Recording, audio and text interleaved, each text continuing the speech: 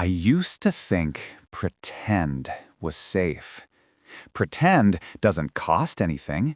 You play house, you talk about colors and venues, and laugh about how your Aunt Sharon would start drama at the reception.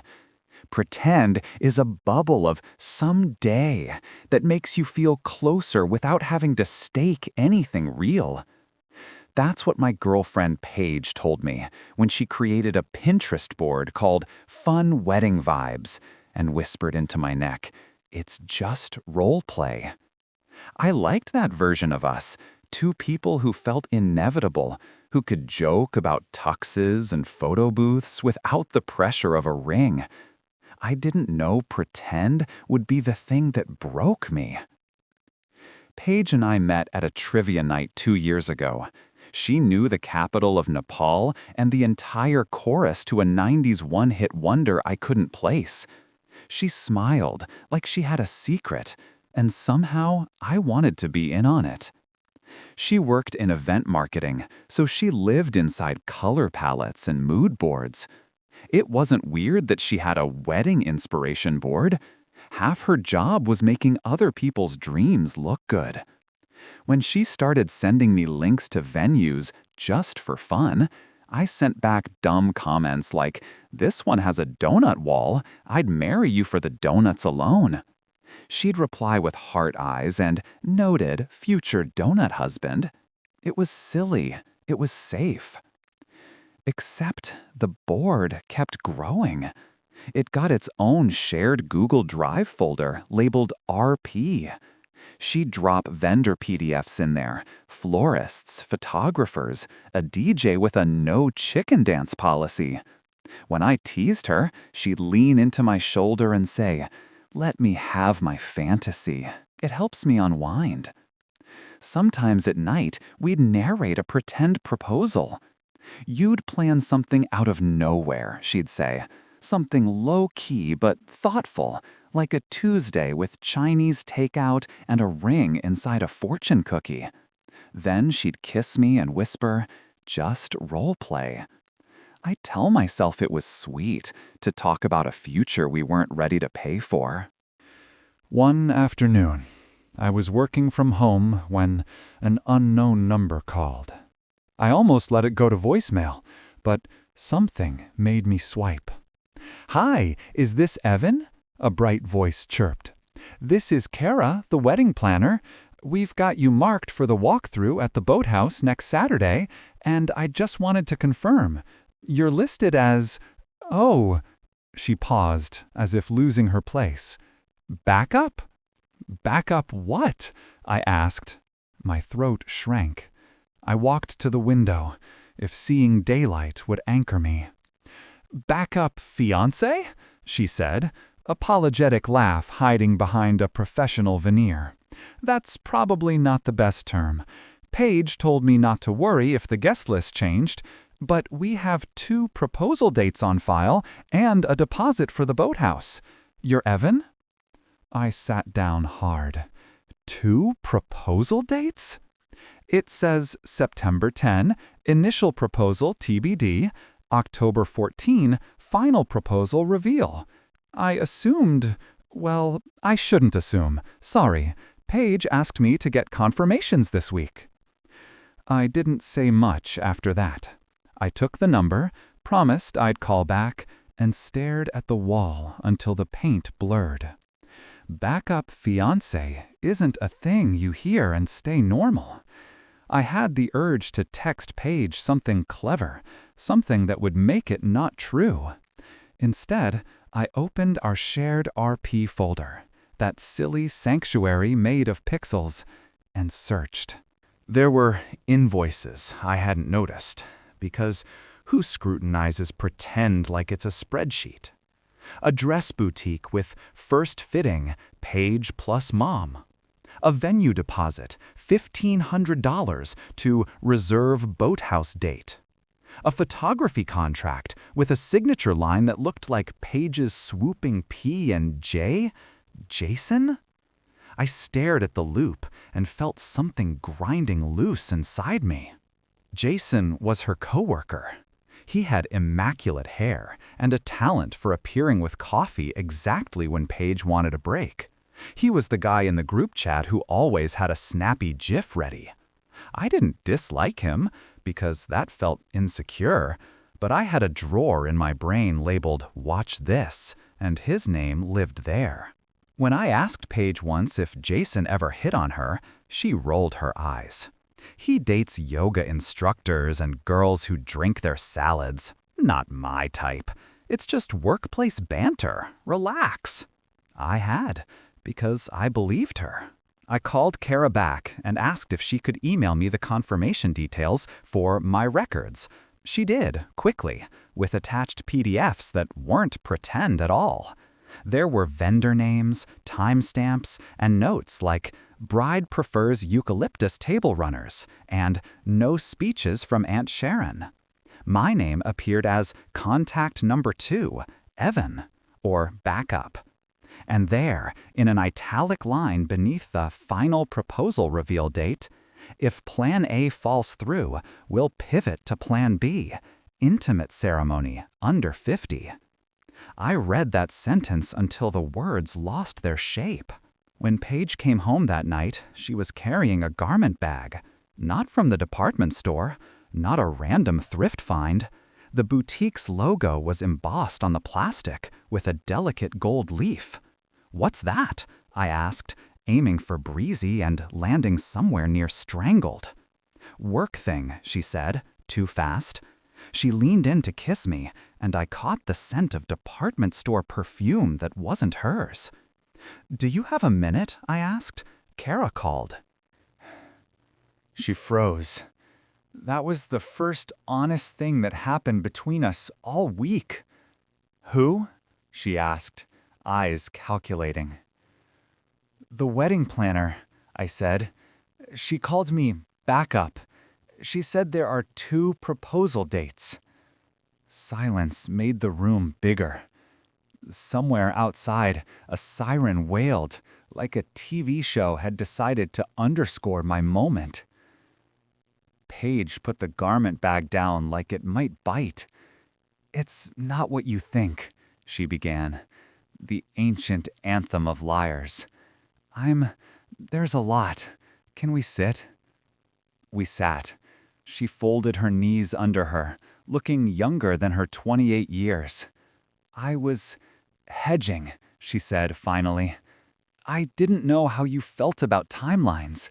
You make jokes, donut walls, fortune cookies, and I love that about you, but I couldn't tell if you wanted it. Jason," she winced at her own mouth saying it. "Jason was pushing. He's intense. He wanted a date. He wanted something concrete. I was seeing where things were."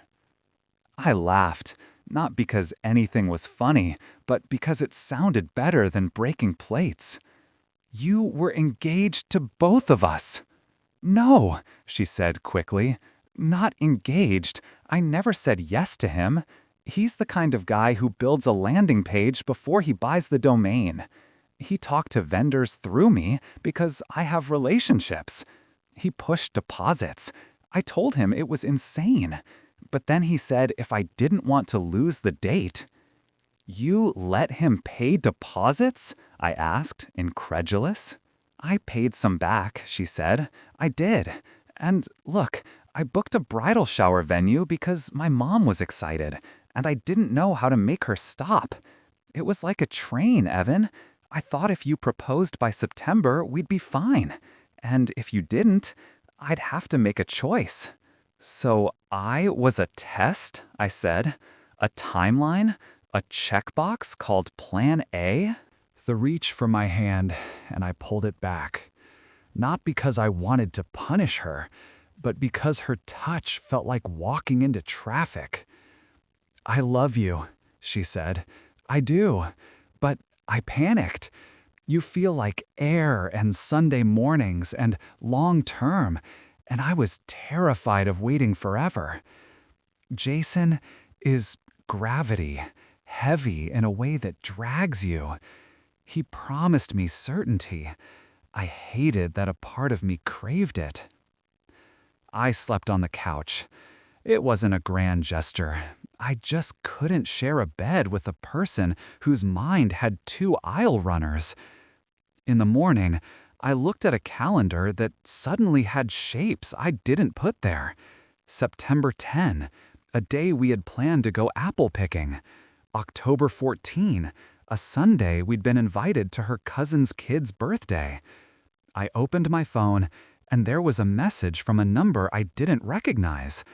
Reminder, Paige's bridal shower this Sunday at 3 p.m.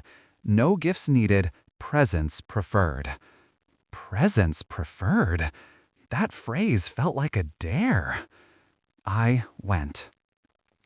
Paige's mom's friend hosted in a backyard with white folding chairs and plastic champagne flutes. Everything smelled like sugar and fake strawberries. The banner read "Bride to Be" in glitter script, and around the patio were boards, literal cork boards, pinned with swatches and printed photos of boathouse sunsets. The women cheered when Paige walked out, cheeks flushed, in a white sundress that made my stomach drop. She looked at me like I'd arrived as a ghost. I kept to the edge, near the drinks. I watched her open envelopes with little squeals and hugs. Then the wedding planner, because of course she was there, clinked a glass. Kara looked at the index cards in her hand and smiled at the room. Okay, quick game. 2 proposals and a truth. Laughter. I didn't laugh. We're going to guess which proposal is the real deal. I didn't plan what I did next. I think something inside me had been laying railroad tracks all week, and we reached the end. I stepped forward and put my phone on the Bluetooth speaker, not for music, but because I had recorded last night's conversation. Before you guess, I said, my voice steady in a way that felt borrowed, I think Paige should tell everyone about Plan A and Plan B. Paige's head snapped toward me. Evan, no! I pressed play. Her voice filled the yard. Jason is gravity. He promised me certainty. It was like dropping oil into a pool. Sound spread, dark and slick. The chatter died. Her mother gasped. Jason who? Someone said, what is going on? And then, as if summoned, Jason appeared at the gate with a bouquet, late and breathless, the hero in his own rom-com. I had to switch flights, he called, oblivious to the alchemy happening in real time. Babe, He stopped when he noticed me, the speaker, the women staring. Oh. Silence fell heavy, like the world paused to take notes. Paige's face crumpled. I'm sorry, she said to the whole universe. I messed up. Kara, the planner, whispered, oh my God, and started shuffling her cards as if she could reshuffle reality. Paige's mom pointed at Jason like a prosecutor. Did you give my daughter money? She snapped. Jason blinked. We were planning our future, he said, sounding like a press release. Our? I repeated. The word ripped on its way out of my chest. Paige reached for me with eyes begging for the version of me that brought donuts and jokes. Evan, she said, if you want, if you still. I didn't make a speech. There's a version of this story where I go scorched earth, list every invoice by line item, humiliate them into repentance. But standing there, I realized I didn't want to build my life on a stage where we used microphones to communicate. I wanted the quiet of 2 people telling the truth in a kitchen. We didn't have that anymore. I took a breath that tasted like fake strawberries and said, I hope you find the certainty you were chasing. I left the speaker on the table because I didn't want that either. I walked out through the white balloons and into a sky that had the decency to be gray. In the days after, there were texts. pages, paragraphs of apology. Jason's single, "My bad, bro," which I didn't dignify with an answer. And Kara's email asking how to adjust her invoice. I forwarded Kara's email to Paige. I told Jason to lose my number. I told Paige I forgave her, but I couldn't be her plan A that was born from plan B's ashes. I returned the keys she'd given me and mailed back the sweater of mine she loved. What I learned is that pretend collects interest. You can owe a lot by the time you realize it was never a game. I learned that someone else's certainty can be a costume. The person who promises gravitas might just love the spotlight. I learned that I want a love that's not trying to convince itself it's happening. Now, when I think of proposals, I don't picture fortune cookies or elaborate surprises. I picture showing up on an ordinary Tuesday, turning off the noise, and asking, "Do you want to do the quiet parts of life with me?" If the answer is yes, without a timeline or a planner, then it's real. If it requires backup, it's already broken.